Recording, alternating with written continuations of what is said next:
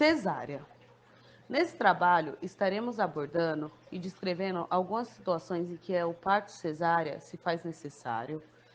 Falaremos um pouco sobre o pré-operatório, os cuidados que temos que ter com essa gestante no pré-operatório, os tipos de anestesias, aonde é feita a anestesia, para que serve cada tipo de anestesia.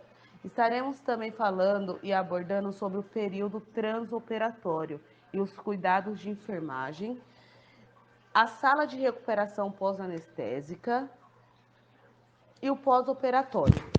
O parto cesáreo é uma operação abdominal executada para retirar o bebê quando o parto vaginal não é possível ou seguro.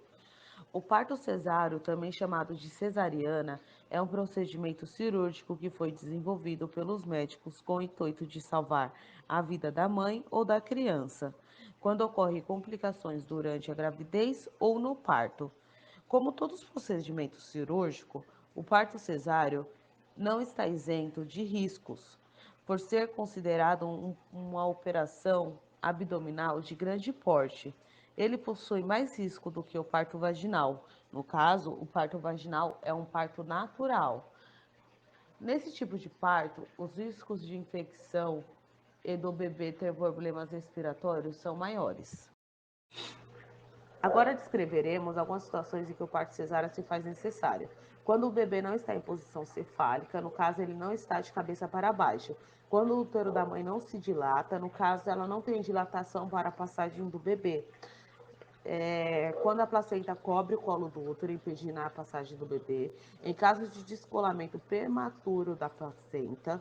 Quando a mãe também é portadora de alguma doença viral, como a AIDS. De acordo com o Ministério da Saúde, gestantes soropositivos após 38 semanas, eles optam em fazer a cesárea eletiva, por razão da diminuição do risco de transmissão vertical da HIV.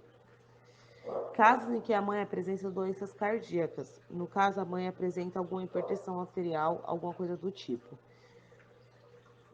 Quando o cordão umbilical penetra o canal do parto antes da cabeça do bebê. Quando o bebê fica com o cordão umbilical enrolado no pescoço, também é optado pela cesariana. Caso o bebê apresente redução no fluxo de oxigênio ou batimentos cardíacos, também é optado. Gestantes de 3 ou mais bebês ao mesmo tempo. Quando a mãe apresenta uma lesão de herpes genital, que pelo vírus da herpes ou apresenta lesões genitais no momento do parto. O recém-nascido deve ser observado pelo menos durante 14 dias após o parto e caso seja diagnosticado com herpes, também deve ser tratado com os remédios para herpes. Esse parto para criança com herpes, ele é feito uma cesárea caso a grávida tenha uma primo infecção pelo vírus, o herpes ou apresenta lesões genitais. E quando a mãe passou por mais de uma cesárea, quando a mãe já tem histórico de cesárea. E tem mães que optam em fazer cesariana também.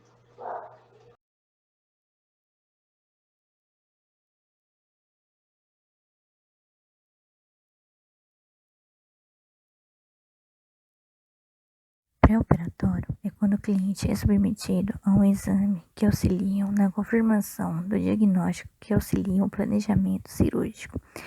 Tem os tratamentos clínicos para diminuir os sintomas e precauções para evitar complicações pós-operatório. E tem também o período imediato, que é correspondente às 24 horas antes da cirurgia, que tem que preparar o cliente para o ato cirúrgico, seguindo os procedimentos de ficar em jejum, limpeza intestinal, esvaziamento vesical, preparo da pele e aplicações de medicações pré-anestésicas. E tem os cuidados no pré-operatório, quando a mulher faz a cesárea. São normalmente recomendados que antes da cirurgia a mulher faça um jejum de 8 horas de alimentos sólidos e 4 de líquido.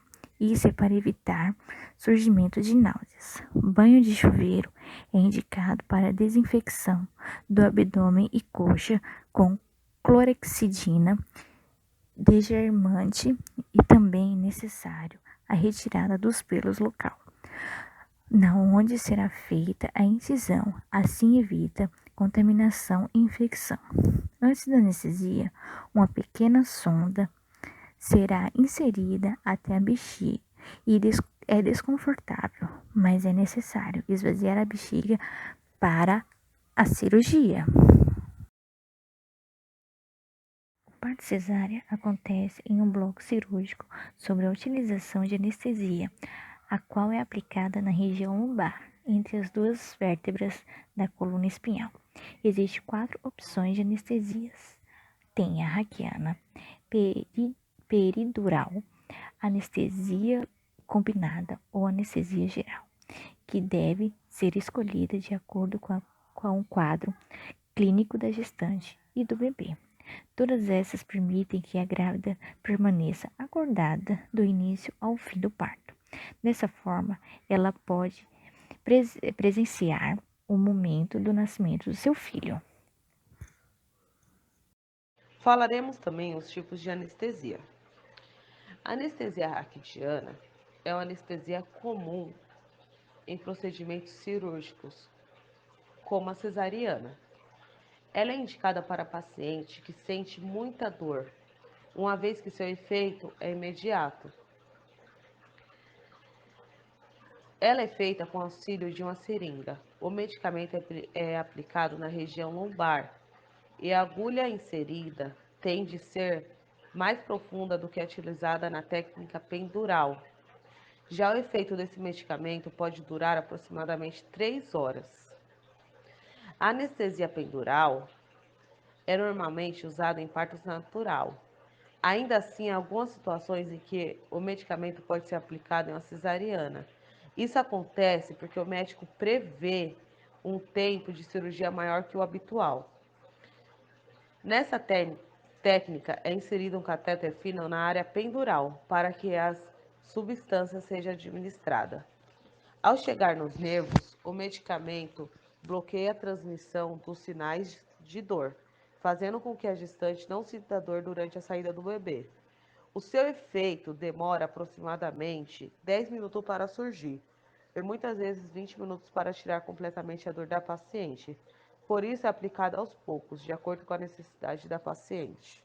A anestesia combinada é a anestesia que o médico especialista pode decidir por aplicar no mesmo momento as duas medicações, a pendural e a raquidiana.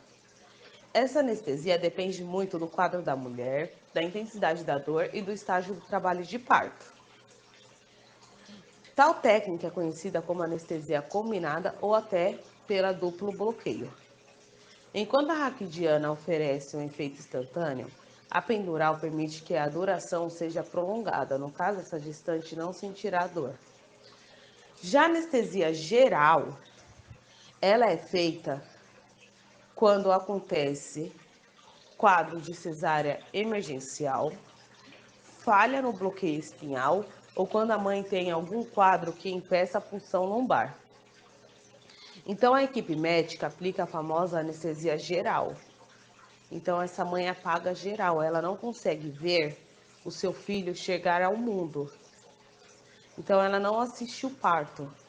Também é importante destacar que, nessa opção, há risco que a substância passe para o bebê. Sim, a substância da anestesia pode passar para o bebê quando acontece a anestesia geral, fazendo com que ele fique sonolento por algum tempo.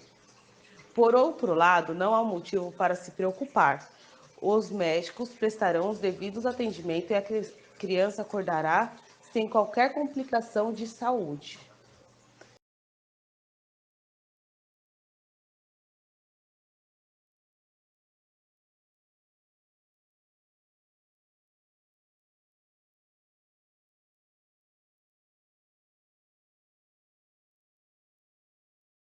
Período transoperatório.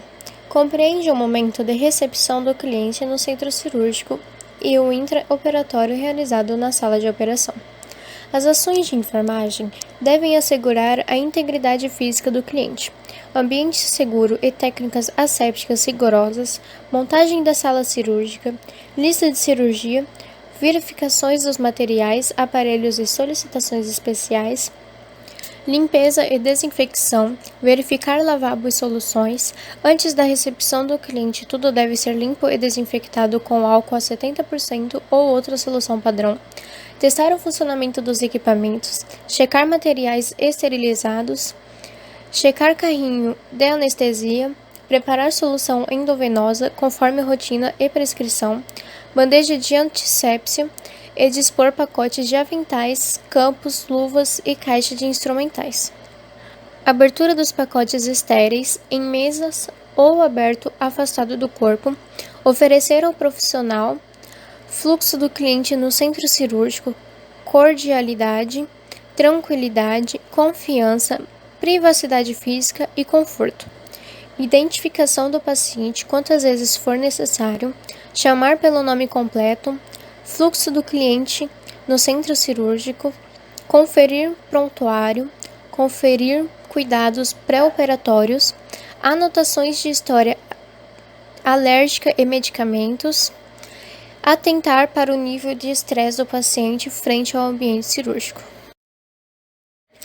O parto cesáreo é uma cirurgia de grande porte e sua recuperação não é fácil.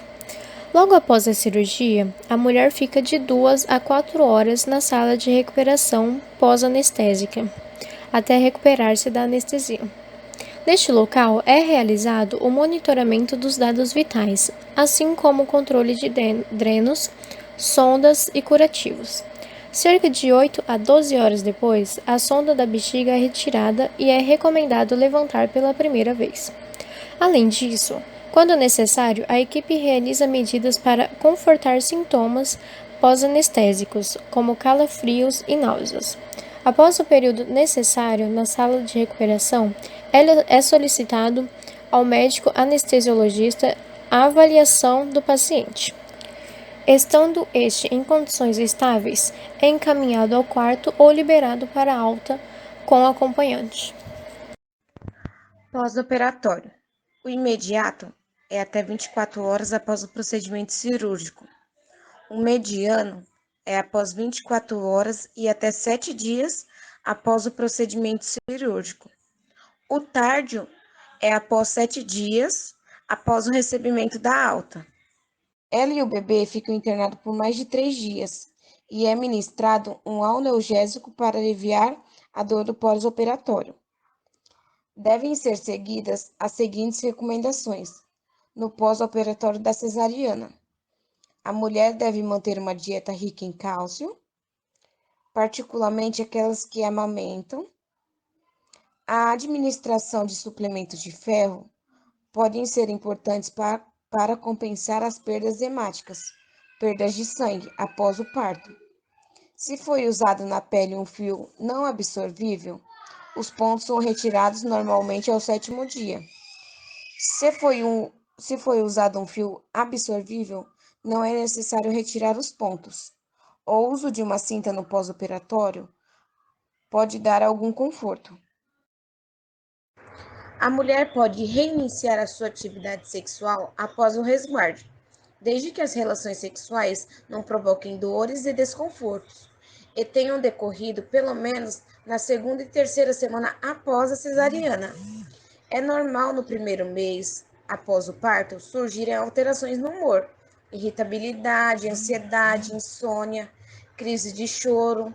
Habitualmente, essas alterações são transitórias, melhorando ao final da 2ª semana. Se essas alterações se prolongarem por mais tempo, a mulher deve procurar ajuda, pois pode surgir uma depressão pós-parto.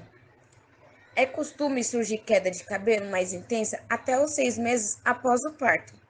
Esforço, atividade física devem ser evitadas nas primeiras semanas, devendo ser retomadas de forma gradual. A consulta do puerpério devem ser feitas entre a 4ª e 6ª semana após o parto. O teste do pezinho do recém-nascido deve ser realizado no 3º dia de vida. A primeira consulta deve ser feita aos 15 dias de vida.